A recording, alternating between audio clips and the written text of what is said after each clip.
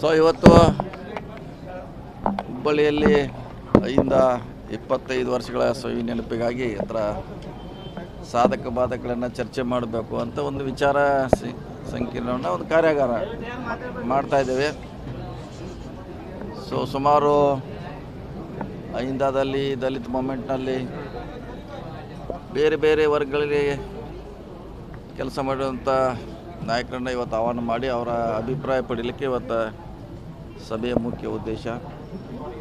So ಅದನ್ನು ಮತ್ತೆ ಮುಂದೆ ದಿನಗಳಲ್ಲಿ ಅದನ್ನು ಯಾವ ರೀತಿ ಮಾಡಿಫೈ ಮಾಡಬೇಕು, ಅದರಿಂದ ಇನ್ನೂ ಹೆಚ್ಚು ಅಹಿಂದವರಿಗೆ ಲಾಭ ಆಗಬೇಕು, ಕೇವಲ ರಾಜಕೀಯಕ್ಕೋಸ್ಕರ ಅಷ್ಟಲ್ಲ ಸಾಮಾಜಿಕವಾಗಿ ಸರ್ಕಾರದ ಸವಲತ್ತುಗಳಿಗೆ ಕೂಡ ಅದು ಉಪಯೋಗ ಆಗಬೇಕು. ಕೇವಲ ಚುನಾವಣೆ ಬಂದಾಗ ಅಹಿಂದ ನೆನಪಾಗಬಾರ್ದು, ಅದು ನಿರಂತರವಾಗಿ ಕೆಲಸ ಮಾಡ್ತಾ ಇರಬೇಕು ಅನ್ನೋದು ಇವತ್ತಿನ ಉದ್ದೇಶ. ಆ ನಿಟ್ಟಿನಲ್ಲಿ ಎಲ್ಲರ ಸಲಹೆ ಪಡೆದು ಅದನ್ನು ಯಾವ ರೀತಿ ಮುಂದುವರಿಸಬೇಕು, ಯಾರನ್ನ ಅಥವಾ ಇನ್ವಾಲ್ವ್ ಮಾಡಬೇಕು ಅನ್ನೋ ಚರ್ಚೆಗೋಸ್ಕರ ಇವತ್ತು ಕಾರ್ಯಕ್ರಮ ನಾವು ಮಾಡ್ತಾ ಇದ್ದೀವಿ.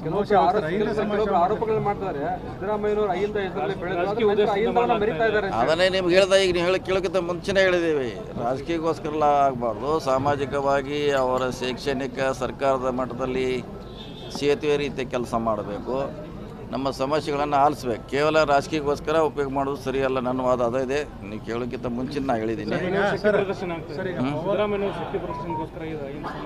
ಇಲ್ಲ ಅದಕ್ಕೂ ಇದಕ್ಕೇನು ಸಂಬಂಧಿಲ್ಲ, ಇದು ಮುಂದಿನ ನೆಕ್ಸ್ಟ್ ವರ್ಷನ್. ಇದು 4G ಆದಮೇಲೆ 5G ಇದೆ ನೆಕ್ಸ್ಟ್. ಇದೇನಾ ಅಹಿಂದ ಇರಲೇಬೇಕು, ಅದೇನು ಪ್ರಶ್ನೆ ಇಲ್ಲ. ಯಾಕಂದ್ರೆ ನಾವೆಲ್ಲ ಚುನಾವಣೆಯಲ್ಲಿ ನಾವು ಗೆಲ್ಲೋದು ಅಹಿಂದ ವರ್ಗಗಳ ಮೇಲೆ ಹೆಚ್ಚು ಅವಲಂಬನೆ ಆಗಿರ್ತೀವಿ.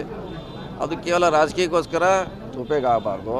ನಮ್ಮ ಶಿಕ್ಷಣಕ್ಕೆ, ನಮ್ಮ ಸವಲತ್ತುಗಳಿಗೆ ಸರ್ಕಾರ ಮಟ್ಟದಲ್ಲಿ ನಮ್ಮ ಪ್ರತಿನಿಧಿಯಾಗಿ ಅದು ವರ್ಕ್ ಮಾಡಬೇಕು. ಆ ನಿಟ್ಟಿನಲ್ಲಿ ನಾವು ಚಿಂತನೆ ಮಾಡ್ತಾಯಿದ್ದೀವಿ. ಸಮಾವೇಶ ಇಲ್ಲ, ಈಗ ಸಮಾವೇಶ ಇಲ್ಲ, ಇದು ಚಿಕ್ಕ ಕಾರ್ಯಾಗಾರ ಮಾತ್ರ ಮಾಡ್ತೀವಿ. ನೋಡೋಣ, ಈ ಸದ್ಯಕ್ಕಂತ ವಿಚಾರ ಇಲ್ಲ. ಎಲ್ಲ ಜಿಲ್ಲೆಗಳಲ್ಲಿ ಹೋಗಬೇಕು, ಅಲ್ಲಿ ಅವೇರ್ನೆಸ್ ಮೂಡಿಸ್ಬೇಕು, ಅವರ ಅಭಿಪ್ರಾಯ ಪಡೀಲಿಕ್ಕೆ ಕಾರ್ಯಕ್ರಮ ಮಾಡ್ತಾಯಿದ್ದೀವಿ. ನಂತರ ನೋಡ್ತೀವಿ. ಇಲ್ಲ, ಇನ್ನೂ ಎಲ್ಲ ಕಡೆ ಚರ್ಚೆ ಮಾಡ್ತೀವಿ, ಎಲ್ಲ ಜಿಲ್ಲೆಗೆ ಹೋಗ್ತೀವಿ, ಎಲ್ಲರನ್ನೂ ಭೇಟಿ ಆಗ್ತೀವಿ, ಹೊಸ ಅಹಿಂದ ಯಾವ ರೀತಿ ಕಟ್ಟಬೇಕು ಅನ್ನೋದು ಚಿಂತನೆ ನಡೀತಾ ಇದೆ.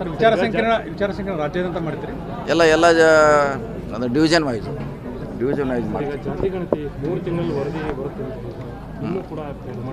ಬರ್ದಿಲ್ಲ, ಅದು ಇನ್ನೂ ಸ್ಲೋ ಆಗಿ ಹೋಗ್ತಾ ಇದೆ, ಬೇಗ ಆಗಬೇಕು. ಬಂದರೆ ಒಂದು ರೀತಿ ಅನುಕೂಲ ಆಗುತ್ತೆ. ಸರಿ, ಒಳ ಮೀಸಲಾತಿ ವಿಚಾರದಲ್ಲಿ ಸೇಮ್ ವಿಲನ್ ಆಗಿದ್ದಾರೆ. ನಾವು 17% ಕೊಟ್ಟಿದ್ದೀವಿ, 15 ಕೊಟ್ಟಿದ್ದಾರೆ ಕಾಂಗ್ರೆಸ್ನವರು ಅಂತ BJP ಹೆಂಗೆ ಹೇಳ್ತಾರೆ. ಎಲ್ಲ ಸ್ಟಕ್ ಮಾಡಿದ್ದಾರೆ, ಎಲ್ಲಿಂದ ಆಗಿದ್ದಾರೆ, ಕೋರ್ಟಿಂದ ಆಗಿದೆ. ಕೋರ್ಟ್ಗೆ ಎಲ್ಲರೂ ಮಾನ್ಯತೆ ಕೊಡಲೇಬೇಕು, ತಲೆ ಬಾಗಲೇಬೇಕು. ಅವ್ರು ಕೊಟ್ಟರು ಕೂಡ ಯಾವ ಕಾನೂನಲ್ಲಿದೆ ಕೊಟ್ಟರು, ಇಂಪ್ಲಿಮೆಂಟ್ ಆಗಲಿಕ್ಕೆ ಬೇರೆ ಬೇರೆ ರೀತಿ ಪ್ರೊಸೀಜರ್ ಇದೆ. ಅದು 9th ಶೆಡ್ಯೂಲ್ನಲ್ಲಿ ಸೇರಿಸಲಿಕ್ಕೆ BJP ಅವ್ರ ಕೈಲಿದೆ, ಅವರು ಮಾಡಬೇಕು. ಸುಮ್ಮನೆ ನಮ್ಮ ಮೇಲೆ ಆರೋಪ ಮಾಡ್ತಾರೆ ಅಷ್ಟೇ. ಅವರು ಹೋಗ್ತಾರೆ, ಅವನೇನು ಅವ್ರದ್ದು ಇಲಾಖೆ ಕೆಲಸಗಳಿರ್ತಾವೆ, ಹೈಕಮಾಂಡ್ ಜೊತೆ ನಿರಂತರವಾಗಿ ಅವರ ಕೆಲಸ ಇರ್ತಾವೆ. ಗೊತ್ತಿಲ್ಲ, ಅದ್ರ ಬಗ್ಗೆ ನಮ್ಗೆ ಗೊತ್ತಿಲ್ಲ. ಏನಿದ್ರು ಅವ್ರನ್ನೇ ಕೇಳಬೇಕು. ಆಗ ಅವ್ರನ್ನು ನಾವತ್ತಿ ಸರ್ಕಾರದ ಭಾಗ ಅಷ್ಟೇ. ನಾವಿಲ್ಲ, ನಾವು ಅದರಲ್ಲಿ ಇಲ್ಲವೇ ಇಲ್ಲ, ಆ ಥರ ನಾವು ಭಾಗಿದಾರಲ್ವೇ ಇಲ್ಲ. ಹೀಗಾಗಿ ನಮಗೂ ಮಂತ್ರಿ ಆಗಿದ್ದೀವಿ ಅಷ್ಟೇ. ನಾವು ಕ್ಯಾಬಿನೆಟ್ ಎಕ್ಸ್ಪೆನ್ಷನ್ ಆಗೋದು ಇದೆಲ್ಲ ಹೈಕಮಾಂಡ್ ಮಟ್ಟದಲ್ಲಿ CM ಅವರು ಅಧ್ಯಕ್ಷ ಹೇಳಬೇಕು, ನಮ್ಮ ವ್ಯಾಪ್ತಿಗೆ ಬರೋಲ್ಲ. ಅಲ್ಪಸಂಖ್ಯಾತರ ರಾಜೀನಾಮೆ ಚರ್ಚೆ ಅದೇನು ಪ್ರೊಸೆಸಿಂಗ್ ಏನು ನಡೀತಾ ಇದೆ ಸರ್ ಹೈಕಮಾಂಡಲ್ಲಿ? ಸದ್ಯಕ್ಕೆ ಸ್ಥಗಿತಗೊಂಡಿದೆ, ನೋಡೋಣ. ರಿಸಲ್ಟ್ ಬಂದ ಮೇಲೆ ಅದಕ್ಕೆ ಒಂದು ಇತಿಶ್ರೀ ಹಾಡಬೇಕಾಗಿದೆ, ಅದನ್ನು ಆಡ್ತೀವಿ. ಮುಂದೆ ಆ ರೀತಿ ಆಗಬಾರ್ದು. ಆ ರೀತಿ DK ಶಿವಕುಮಾರ್ ಅವರು ಒಂದೇ ಮೇಲೆ ಕಾಂಗ್ರೆಸ್ ಗುಂಡಿಟ್ಟು ಹೊಡಿತಾ ಇದೆ, ನಮ್ಮನ್ನು ತಗೊಂಡು ಇಲ್ಲ, ಅದೇ ಗೊಂದಲ ತಪ್ಪಿಸಲಿಕ್ಕೆ ಸ್ಥಗಿತಗೊಳಿಸಿದ್ದೀವಿ. ಗೊಂದಲ ಆಗಬಾರ್ದು. ಮುಂದೆ ಸರಿ ಮಾಡುವಂಥ ಪ್ರಯತ್ನ ಎಲ್ಲ ಅಲ್ಪಸಂಖ್ಯಾತ ನಾಯಕರು, ನಮ್ಮ ಮುಖಂಡರು ಕೂತು ಚರ್ಚೆ ಮಾಡ್ತಾರೆ, ಅದನ್ನು ಸರಿಪಡಿಸುವಂಥ ಪ್ರಯತ್ನ ಮಾಡ್ತೀವಿ. ಸರ್, DK ಶಿವಕುಮಾರ್ ಮುಖ್ಯಮಂತ್ರಿಗಳ ಟೀಮನ್ನು ಟಾರ್ಗೆಟ್ ಮಾಡ್ತಾ ಇದ್ದಾರೆ ಅಲ್ಪಸಂಖ್ಯಾತರ. ಇಲ್ಲ, ಹಾಗೇನೇ ಇಲ್ಲ. ಅದು ಮುಖ್ಯಮಂತ್ರಿ DCM ಮತ್ತು ಯಾವುದೇ ಇರಲಿ, ಎಲ್ಲ ಗುಂಪಿಲ್ಲ, ಎಲ್ಲ ಗುಂಪು ಒಂದೇ ಇದೆ, ನಾವು ಕೂಡಿರ್ತೀವಿ. ಸೊ ಅದು ಸರಿಪಡಿಸುವಂಥ ಪ್ರಯತ್ನ ಮಾಡ್ತೀವಿ. ಕೆಲವು ಸಚಿವರನ್ನ ರಾಜೀನಾಮೆ ಕೊಟ್ಟು ಹೊಸಬ್ರು ಸೇರಿಸ್ತಾರೆ, ಕೆಲವೊಬ್ಬರು ಹಿರಿಯ ಸಚಿವರು ರೆಡಿ ಇದ್ದಾರೆ ಸರ್ ಅದಕ್ಕೆಲ್ಲ. ಅದು ಹೈಕಮಾಂಡ್ ನಿರ್ಧಾರ.